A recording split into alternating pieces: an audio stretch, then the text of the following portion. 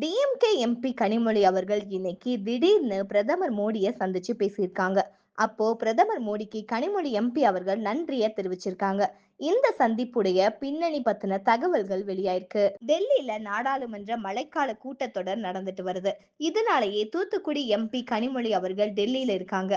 இந்த நிலையில தான் இன்னைக்கு திடீர்னு அவங்க பிரதமர் மோடிய சந்திச்சு பேசியிருக்காங்க. இது தொடர்பா கனிமொழி எம்பி அவர்கள் தன்னுடைய எக்ஸ் பக்கத்துல டெல்லியில் இன்று பிரதமரை சந்தித்து பேசினேன். தூத்துக்குடியில் உள்ள வஉசி துறைமுகத்தில் போக்குவரத்து மையம் உள்பட எனது தொகுதி மற்றும் தமிழ்நாடு தொடர்பான பிரச்சனைகளை அவரிடம் எடுத்து கூறினேன். அதோடு தூத்துக்குடிக்கு விமான நிலையத்தில் மேம்படுத்த அளித்த ஆதரவுக்கு நன்றியும் தெரிவித்தேன் அப்படின்னு சொல்லியிருக்காங்க. இதுக்கு முன்னாடியே தூத்துக்குடி விமான நிலையத்தினுடைய புதிய முனையத்தை பிரதமர் மோடி அவர்கள் கடந்த 26ஆம் தேதி தொடங்கி வச்சாரு.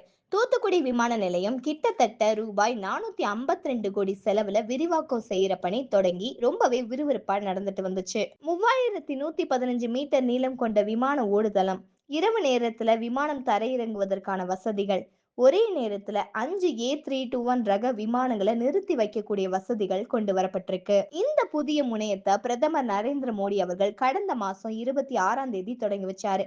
இதை தொடர்ந்து புதிய முனையத்துல இருந்து விமானங்களை இயக்குறது, பயணிகள் முனைய செயல்பாடுகளை மேற்கொள்வதற்கான பணிகள் நடந்துட்டு வந்துச்சு.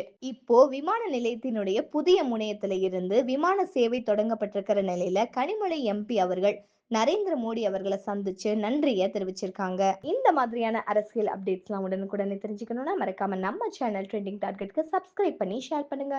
பாய், தேங்க்யூ.